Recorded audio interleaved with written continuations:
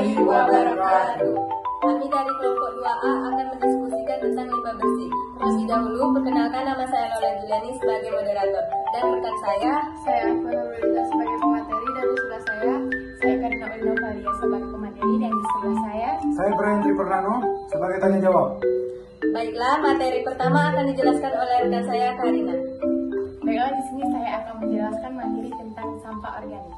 Sampah organik adalah barang yang tidak terpakai dan dibuang oleh pemilik atau pemakai sebelumnya. Sampah organik masih bisa dipakai jika dikelola dengan perakusan dengan benar. Macam-macam pengelolaan jenis limbah. A. Jenis limbah organik berdasarkan jenis senyawa. 1. Limbah organik.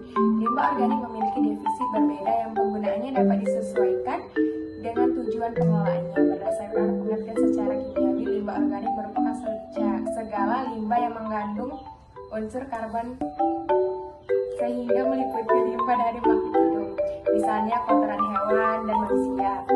Di sini saya akan menjelaskan jenis-jenis limbah wujudnya, seperti 1. Limbah cair. Menurut peraturan pemerintah tentang pengelolaan kualitas air dan pengendalian pencemaran air menjelaskan pengertian dari limbah, yaitu sisa dari suatu hasil usaha dan atau kegiatan yang terwujud air. Pengertian limbah cair lainnya adalah sisa hasil bangunan, proses produksi atau aktivitas domestik. Limbah cair dapat diklasifikasikan dalam 4 kelompok, diantaranya yaitu 1. Limbah cair domestik, 2. Limbah cair industri, 3. Lembesan dan luapan, 4. Air hujan.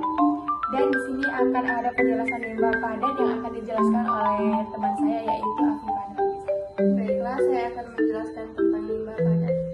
Limbah padat adalah sisa hasil kegiatan industri ataupun aktivitas domestik yang berbentuk padat. Contoh dari limbah padat diantaranya yaitu kertas, plastik, serbuk besi, serbuk kayu, kain, dan lain-lain. Limbah padat dapat diklasifikasikan menjadi 6 kelompok sebagai berikut. 1. Sampah organik mudah busuk, yaitu limbah padat semi basah berupa bahan-bahan organik yang mudah membusuk atau terurai mikroorganisme. 2. Sampah anorganik dan organik tak membusuk, yaitu limbah padat anorganik atau organik pupuk kering yang sulit terurai oleh mikroorganisme. 3. Sampah abu, yaitu limbah padat yang berupa abu, biasanya hasil pembakaran. 4. Sampah bangkai binatang, yaitu semua limbah yang berupa bangkai binatang seperti tikus, ikan, dan binatang ternak yang mati. 5. Sampah sapuan, yaitu limbah padat hasil sapuan jalanan yang berisi berbagai sampah yang tersebar.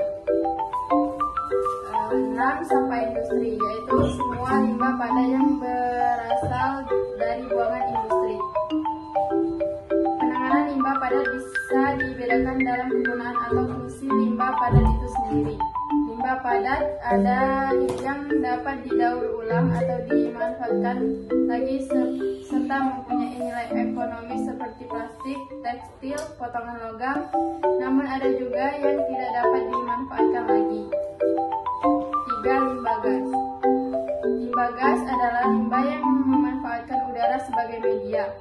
Secara alami, udara mengandung unsur-unsur kimia seperti O2, N2, NO2, CO2, dan H2. Penambahan gas ke udara yang melampaui kandungan udara alami akan menurunkan kualitas udara. Limbah gas yang dihasilkan berlebihan dapat mencemari udara serta dapat mengganggu kegiatan masyarakat. Cara mengelola limbah organik. Di sini saya akan menjelaskan caranya. Cara mengelola limbah organik adalah beberapa cara mengelola limbah, yaitu menjadi pupuk kompas dengan cara mencampurkan limbah organik basah dengan tanah dan menambahkan mikroorganisme penguraian. Proses ini membutuhkan waktu sekitar 2-3 bulan hingga limbah organik menjadi pupuk yang siap digunakan.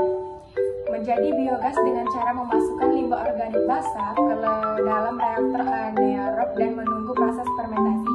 Proses ini membutuhkan waktu sekitar 1-2 minggu hingga limbah organik menghasilkan gas metana yang dapat digunakan sebagai bahan bakar. Menjadi kerajinan tangan dengan cara mengeringkan dan membentuk limbah organik kering sesuai kreativitas. Proses ini membutuhkan waktu sekitar 1-2 hari hingga limbah organik menjadi benda yang memiliki nilai estetika atau fungsional. Dan di sini penjelasan dari saya dan Afifah. Di sini kami akan melanjutkan dengan Lola. Baiklah, di sini saya akan menjelaskan kesimpulan dari materi sampah organik.